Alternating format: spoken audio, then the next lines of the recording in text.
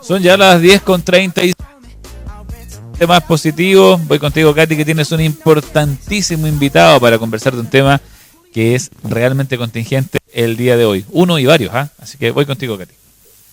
Así es, Walter, gracias por este espacio, porque de verdad vamos a hablar de un tema muy importante. Sabemos que estamos viviendo una pandemia, pero también hay unas ciertas cosas que nos limitan también a poder ingresar. Sabemos cuando están en fase 1, sabemos cuando están en fase 2, qué permiso tenemos que tener, cuál es la documentación que hoy en día nos están pidiendo y cuál es la falta, tan grave puede ser esto de no obtener algún permiso cuando quiero visitar alguna comuna, sobre todo en fase 1. Le damos la bienvenida al fiscal regional Julio Contardo. ¿Cómo está, don Julio? Muy buenos días y bienvenido a nuestro programa. Bien, pues Katy, muchas gracias por la invitación, contento, más positivo que nunca, con hartas ánimo, digamos, que es lo que hay que transmitir hoy día, yo creo.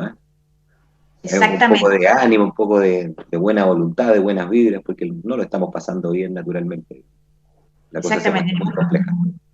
Tratar de transmitir las buenas energías para aquellas personas que lo están pasando muy mal, ya sea pérdida de trabajo o les ha afectado esto del COVID en cuanto a enfermedad.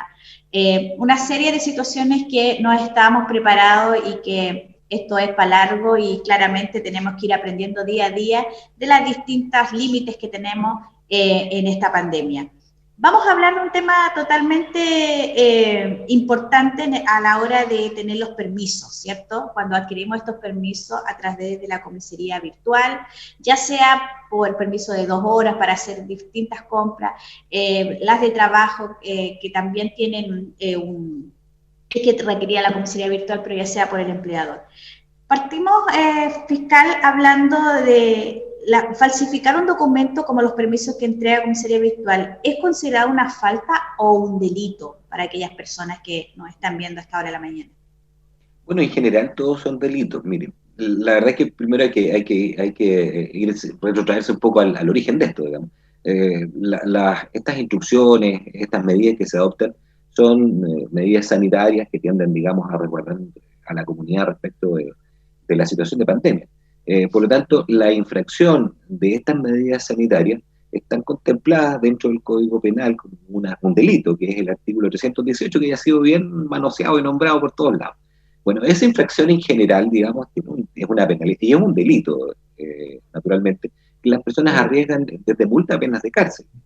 Incluso la reiteración, hemos tenido situaciones de personas contumaces con el cumplimiento de esta norma que han estado privadas de libertad por esa norma. Esa norma ya es por el hecho de circular sin los permisos respectivos para poder desplazarse, por las limitaciones de desplazamiento que decía.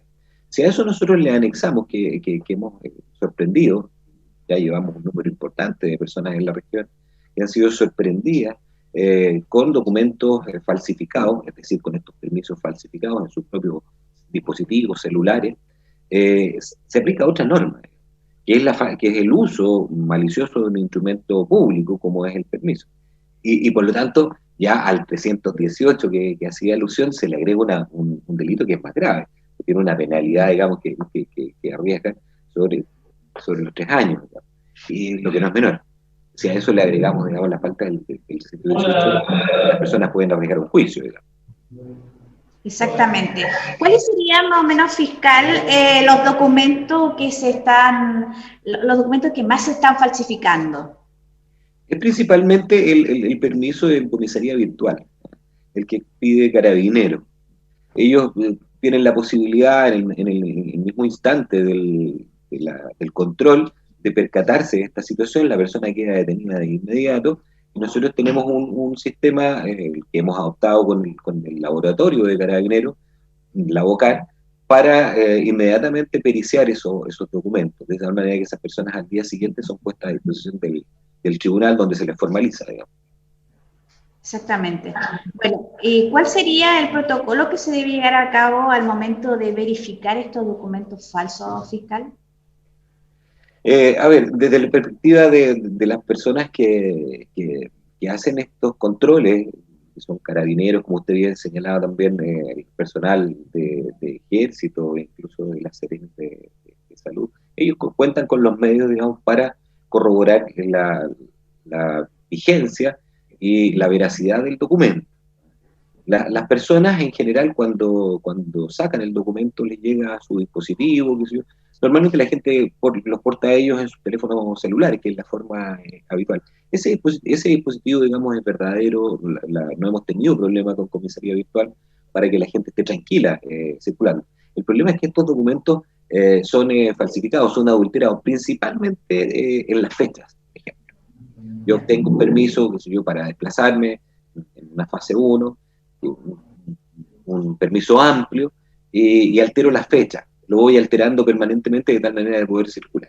Eso es rápidamente detectable, o sea, son falsificaciones, por muy bien que se hagan, son burdas porque esto está en un registro, en un catastro que tiene, en una base de datos que tiene Carabineros que la consulta virtualmente.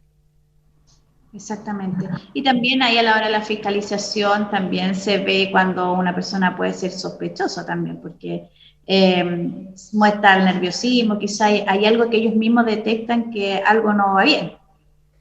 Bueno, sí, a veces los controles han sido más o menos rigurosos, y en ese sentido a veces se producen atochamientos. La verdad es que nosotros tenemos que entender que no podemos estar sometidos, digamos, a un control para cumplir con la normativa. La idea, digamos, es que uno la cumpla por propia iniciativa. Yo sé que estamos todos cansados, yo sé que nosotros todos entendemos la situación difícil que se está viviendo, el encierro. Pero la verdad es que hoy día estamos en un momento muy, muy, muy complejo. Se ha producido un encierro prácticamente de todo el país y esperamos, y estamos todos confiados en que estas medidas puedan llegar a un buen término, a un buen fin. Exacto. Y hay algo también importante que la gente tiene que tener, que ni siquiera se atreva a hacer el intento de falsificar, porque esas personas que intentan hacer esto de falsificar este tipo de documentos, ¿a qué se arriesgan ellos, fiscal? Son penas de privativas de libertad, la verdad. Son penas de cárcel. Si una persona, incluso si tiene antecedentes, es peor la situación. Se compromete, digamos, eh, su responsabilidad, y por lo tanto esto tiene que llegar a un tribunal donde se va a determinar su responsabilidad, que puede establecer penas, como le decía, de cárcel que pueden llegar hasta 3 años de privación de libertad. O sea, eso le suma a usted además la sanción por el artículo 318, excede con más de esos días, de esos años. La verdad es que no vale la pena arriesgarse por este tipo de cosas. Sí, yo creo que eso es muy importante, que ni siquiera se les pase por la mente y tampoco se arriesguen, como dice usted, porque la verdad que no va a ser algo bastante grato lo que van a tener que vivir. Y no tan solo de los permisos fiscales, sino que también hablamos de que hay muchas personas que infringen la ley del toque de queda. Hemos visto en las noticias que un joven de Punta Arenas, a la hora de fiscalizar, se arrancó, huyó, y la verdad de las cosas que hay muchas personas que quizás han infringido el toque de queda, y también son personas que se arriesgan a multa, a detenciones. Cuéntenos un poco qué significa esto de infringir el toque de queda también. Bueno, nosotros hemos tenido aproximadamente 15.000 infracciones al artículo 318 durante lo que lleva el periodo de pandemia. Principalmente se debe, yo diría, 90% de estas infracciones, de estos delitos, son por el hecho de no cumplir con el toque de queda, fundamentalmente. Estas infracciones, bueno, en muchos casos van asociadas a otros delitos. Y cuando están asociados a otros delitos, obviamente la situación de la penalidad es más alta. Pero todos estos casos están siendo tramitados por cada una de las fiscalías de la región. Ahí hemos dado las instrucciones en el sentido de que se requieran en procedimientos monitores, principalmente hay penas de multa. Sin embargo, digamos, cuando está asociado a otros delitos, cuando es una conducta reiterada, la penalidad va subiendo. Y de hecho la multa no es menor, porque estamos hablando que lo más bajo, digamos, que uno podría acceder con esto son 160.000 pesos, algo por ahí. O sea, no es una cifra menor por el mero incumplimiento. Si nosotros le agregamos, o si tenemos otros delitos o la reiteración de estas conductas, ya la pena de multa, en definitiva, no la estamos pidiendo, sino que estamos pidiendo directamente penas privativas de libertad. Ahí habrá que estarse en la situación puntual de cada persona, circunstancias atenuantes o agravantes, que sé yo, que puedan influir en la penalidad. Son personas que tienen antecedentes, probablemente pueden ser penas efectivas. Exactamente. Bueno, existen más o menos, no sé si aquí en la región de Maule se maneja alguna cifra de esto de infringir el toque de queda, fiscal. Sí, son bastante años, como les decía, son aproximadamente 15.000 causas que nosotros hemos ingresado. Las hemos tramitado bastante rápido, la verdad es que la Fiscalía no ha parado de trabajar en todo este periodo. Ya tenemos aproximadamente un 70% de estas infracciones ya solicitadas, las audiencias de los tribunales ya solicitadas las penas. Por lo tanto, digamos, vamos avanzando bien. Los comportamientos han sido principalmente Curicó, yo creo que es la que más mal se ha portado, donde tenemos el mayor número de este tipo de infracciones, seguido de Talca, Linares y luego Sacaria. Mira, Sí, sí, no es menos, no es menos. Hubo un periodo bien complejo, Sacaria no se portó muy bien, lo tuvieron en cuarentena bastante tiempo, y eso fue por un mal comportamiento, pero eso ha ido reduciéndose. Pero San Javier tiene un número importante de infracciones de esta naturaleza, alrededor de 1.500, si no me falla la memoria. Imagínense. Fiscal, ¿la gente está siendo fiscalizada o hay una buena fiscalización dentro de cada comuna? Yo creo que es insuficiente, naturalmente, porque la verdad es que no podemos confiar en que tengamos un funcionario de Carabineros en cada esquina, digamos. Esto no es así, y la verdad es que se ha hecho un esfuerzo importante por parte de Carabineros, por parte del Ejército, por parte de la Serena, dotando de personal y desplegándose en toda la región, pero eso no podemos confiar, digamos, en que esto le va a ser la solución. Si esto pasa por perspectiva resorte de cada uno, por la necesidad de cumplimiento, porque asumamos que esto es necesario. Hemos tenido ahora últimos fiestas y este tipo de cosas que no han sido tan masivas como se ven hoy día en otras latitudes, pero sí, también hay incumplimientos de esa naturaleza, digamos, de reuniones masivas sin los debidos cuidados. La verdad es que, y fíjese que en el último tiempo, y ha sido tema de discusión, ha sido fundamentalmente por jóvenes. Resulta que hoy día los jóvenes, lamentablemente, incluso tuvimos un deceso de un joven de 16 años hace pocos días en el hospital de Talca, sin ninguna enfermedad de base, y esto se está dando en otros lugares. Por lo tanto, los jóvenes, en definitiva, no son inmunes a esta enfermedad. Sí. Fiscal, ¿quiénes son las personas que fiscalizan el toque de queda? ¿Quiénes serían los que están en este caso autorizados a esta fiscalización? Fundamentalmente ha sido Carabineros, sin perjuicio de que también se ha desplegado personal de ejército, y lo han hecho en forma mixta. La verdad es que el personal de ejército, por no ser su principal función, la verdad es que lo han hecho acompañados de Carabineros y aportando, digamos, en términos de número a Carabineros. Pero fundamentalmente ha sido Carabineros. También la Policía de Investigaciones, aunque tiene un rol o ha asumido un rol mucho más investigativo y la verdad es que de control de la seguridad pública, fundamentalmente está radicado en Carabineros, por cierto, con gran esfuerzo. Y la seguridad municipal que tiene algunas comunas de la región, ¿también ellos están facultados a fiscalizar el toque de queda? Sí, hubo unas modificaciones en cuanto a las facultades de estas entidades para los efectos de control, no para detener, porque esa detención naturalmente la efectivamente la está haciendo Carabineros.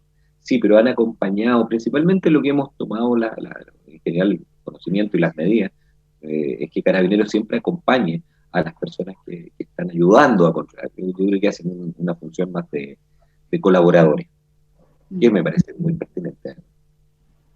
Una ayuda también. Digamos, la dotación de Carabineros de alguna forma, digamos. Requiere tener menos personas en cada punto de control, acompañado de personal de otras entidades. Al fiscal, y por último, consultarle los cordones sanitarios o controles en general.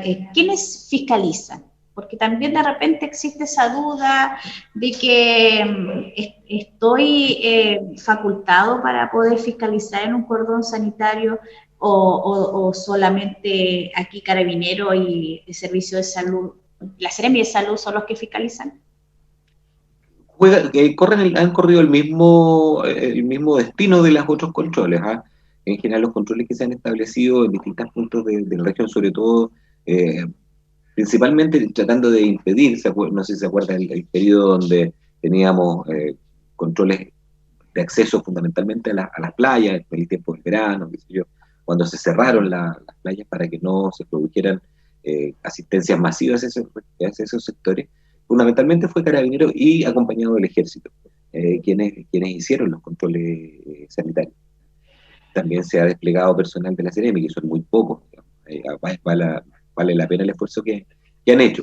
Pero fundamentalmente en el rol de detención y quienes se contactan con los fiscales cuando hay una infracción son Carabineros, derechamente. De hecho, nosotros prácticamente no recibimos, no hemos tenido llamados del Ejército o de otra entidad. Quien debe comunicarse con el fiscal de turno, que está todos los días, 24 horas al día, digamos, de turno en la región, en las macrozonas de la región, son principalmente funcionarios de Carabineros. Perfecto. Bueno, son tantas las preguntas que a lo mejor muchos tienen, pero la verdad que tratamos de poder ayudarlo lo que más se puede.